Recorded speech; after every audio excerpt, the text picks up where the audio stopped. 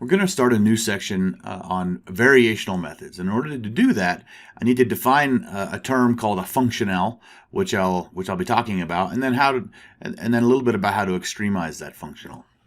So that's going to be the focus of today's topic as sort of an introduction to variational calculus. So why study any of this stuff? Well, the reason is that many problems that we encounter in applied physics or our engineering applications can be cast in what is known as a variational formulation. And why is this? Why do we cast these things in a variational formulation?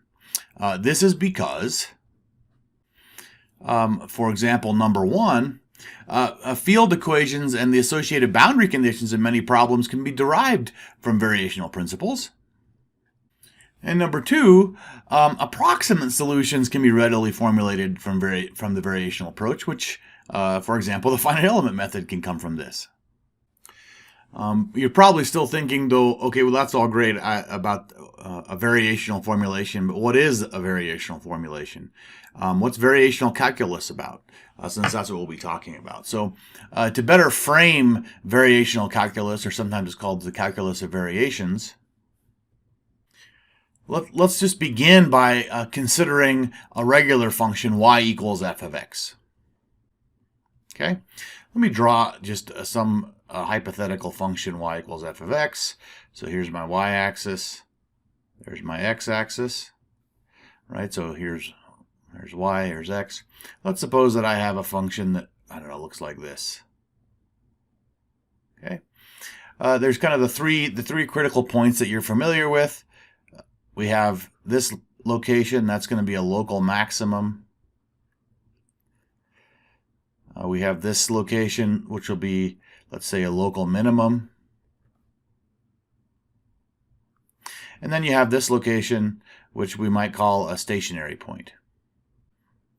Okay, they're all considered extreme values of the function. Back in Calc 1, you learned how you could determine where that is, right? So to determine the local extremum, what do? We simply require that the derivative at that location equals 0, right? So we'd say f prime of x, which we also could write as dy dx, equals 0, right? Let's call that equation 1. Hopefully that's straightforward. So in other words, we could say that if f prime of a is equal to 0, then a is an extreme value, right? So what we asked was, here we have a function, and we want to know what value of that function takes it to its maximum or minimum. What if I were to ask you a different question? What if I said, under some fixed loading in, let's say, an elastic bar, right? What displacement function, right? So displacement as a function of x. What displacement function yields the lowest energy value, right? So you have some fixed boundary conditions. You can allow the displacement to vary any way that you want in the elastic bar. Which variation of that function gives you the lowest energy, right? So that's the question. That's the kind of question that a variational approach is going to allow us to answer. Okay? Let me write that question down for you. So how would we answer the following? What displacement function yields the lowest energy in an elastic bar with some fixed set of boundary conditions? And the answer is, we need variational calculus to answer this. Okay? So that's hopefully the motivation for launching into this discussion that we're about to have. But so first I want to give you some definitions. Okay, I want to define a functional. So here's a definition. A functional can be thought of as an entity that takes in a function and returns a value. Right? So we're used to functions more, right? Where if you plug in a value or a vector to a function, it returns a value. Functional, we're going to plug in a function and we're going to get back a value, right? So in other words, it's in a general sense, a functional is a function of functions, or a function of a function. How about an example? let's let u of x be a sum function defined on the interval from a to b, and then let's let the functional I of u now be defined as, let's say, the integral from a to b of, in this case, let's say u of x, the function squared dx, right? So we can, any function that we plug into there, it's going to return some value to I. So let's call that equation 2. And the way we have written this, we would say that I of u is a functional of u of x. Okay? What might be some physical examples of functionals? Well, here's a couple. So physical examples of functionals include, number 1, how about the total kinetic energy of a flow field? In that case, the total kinetic energy, we'll call it T, is going to be a function of the velocity of that field. And we could write that as 1/2 times the integral over the volume of rho times v dot v, right? dv. Something maybe a little closer to home. How about the strain energy in an elastic body? Right? In this case, we'll call that strain energy W, and we'll just do it for a 1D problem. Then we end up with, it's going to actually be a function of u prime, right? And we'll show why here in a second. Integral over the volume of, for a linear elastic material, we have E Young's modulus times the strain. We can write the strain as the derivative of the displacement, du dx, the strain squared, dv, right? Or we could write this as integral over the volume of E times u prime, the quantity squared, dv, right? Okay, so why do we do this? Well, just like we used conventional calculus to extremize a function, variational calculus is concerned with extremizing functionals. So what we want to know is, we don't want to know what value maximizes a function. We want to know what function maximizes the value of the functional. Okay? So in the course of doing that, we're going to have to develop a little bit of new terminology and language, and frankly a framework for operating, so we can develop a system to do that.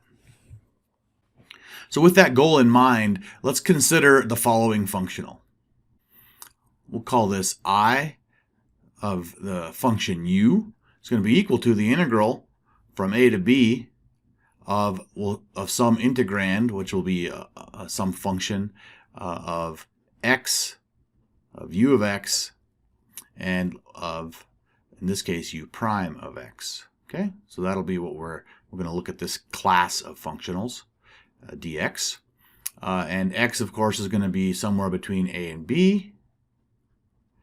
And also, we're going to say that u of a is some fixed value at u naught, and u at the other endpoint b is going to be equal to u1. Okay, let's collectively call this equation 3. I want to put some requirements on u here. I'm going to require u to be continuous and differentiable, and also to have continuous derivatives u prime and u double prime. Okay, we're also going to assume that the integrand f is continuous and differentiable. Okay, what's our goal? Well, we're going to seek some function u of x such that the functional I of u is extremized. And it's going to be extremized, that means with respect to alternative paths, and we'll call those alternative paths u tilde. Okay, so we can also term u of x as the extremizing path, and u tilde of x is the varied path, we call it. Okay, a graphical illustration here kind of highlights this. So here's our u axis, and here's our x axis. So here's u of x. And let's say we'll pick this point right there, and we'll pick a point down here, let's say. And this begins at x equals a, and this point here occurs at x equals b. And let's say that maybe u of x looks like this. Okay, so this is u of x, that's the extremizing path, whatever Obviously, it depends on what f looks like. And then a varied path might look like this. Something else, something that has the same endpoints but varies from the extremizing path.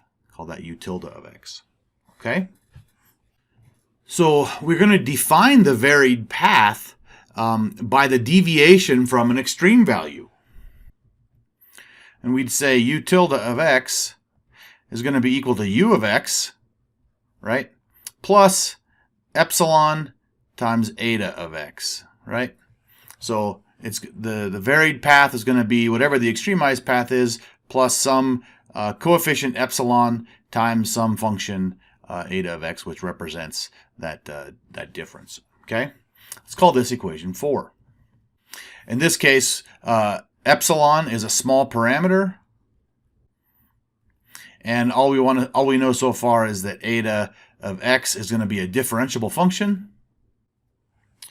And it's arbitrary except that it satisfies the following.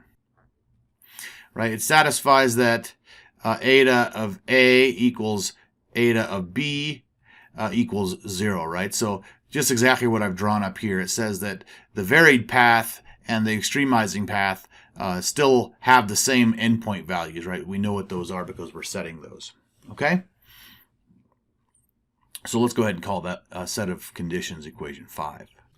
So again, just kind of writing what's fairly obvious now. If we make those requirements, then we know that u tilde of a is equal to u of a is equal to u naught, and then u tilde of b is equal to u of b is equal to u1, right?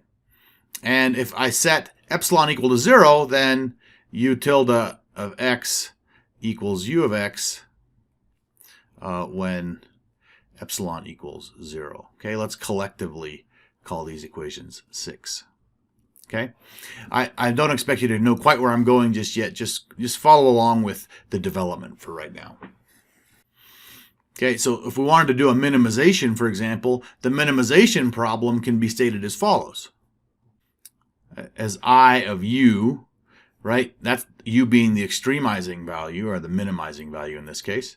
It's going to be, has to be less than or equal to the value of the functional for any other varied path u tilde. Call that equation 7. Okay, I'm going to introduce a function now called phi of epsilon. Okay, and all phi of epsilon is going to be is the general statement of I of u tilde. Okay, so phi of epsilon is equal to I of u plus epsilon eta, right, is equal to the integral from a to b of f, a function of x, u plus epsilon eta, and then u prime plus epsilon is a coefficient, right? So no need to take a derivative there, and then we have a derivative eta prime. Okay, dx. Let's call that equation 8. Okay, so what can we say about equation 8? Well, because u of x is a specific extremizing function, phi of epsilon is a function of epsilon only for some specific eta of x. But eta of x can be chosen from any arbitrary function. So what's the upshot of all of this? Well, by introducing eta of x, we've reduced the problem to finding the extreme value for phi of epsilon. Okay?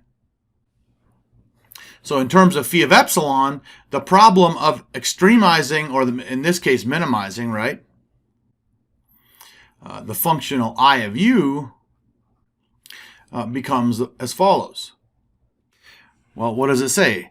It says if I want to minimize the functional I of u, I need my solution to give me u. So that's going to be when epsilon equals 0. So phi of 0 needs to be less than or equal to any other phi of epsilon, right? Let's call that equation 9. And now from your conventional calculus, you know what the necessary condition for this to occur is. The necessary condition for equation 9 is that then phi prime of 0 must equal 0, right? If we want to ensure that phi of 0 is our minimum, then phi prime of 0 has to be 0. Let's call that equation 10. So let's go ahead and differentiate phi of epsilon. And we get the following. We just used the chain rule here. So phi prime of epsilon then is equal to the integral from a to b, right? There's no variable in the limits of integration. And if we take the chain rule, this looks like the partial of f with respect to u tilde, right, times what's the derivative of u tilde with respect to epsilon? Well, it's just eta of x, right? So that's that first term. Remember, f is also a function of u tilde prime, so we have a term that looks like the partial of f with respect to u tilde prime, right? And now that's going to be multiplied by eta prime of x, right? Because eta prime of x is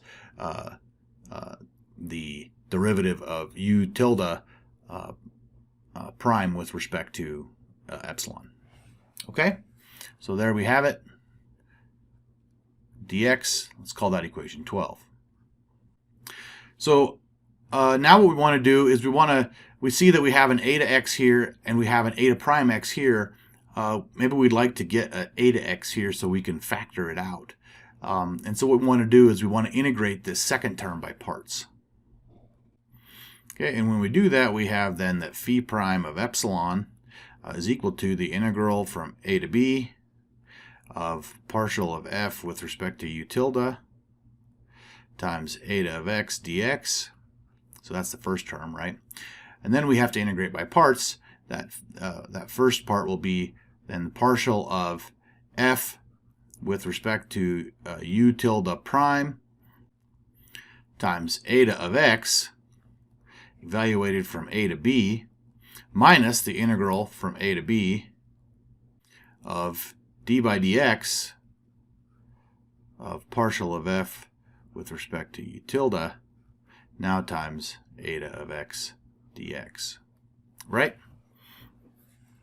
What can we say? Well, we already defined the only stipulation on eta of x beside it being continuous and differentiable is that it's 0 at the boundaries, right? So this quantity goes to 0, right? Why? Because eta of x equals 0 at the endpoints. Okay?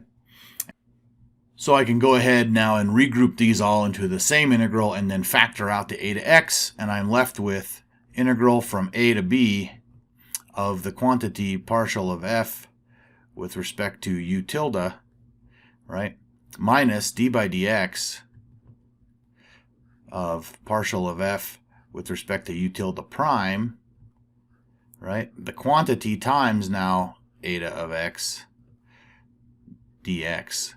Let's call that equation 13.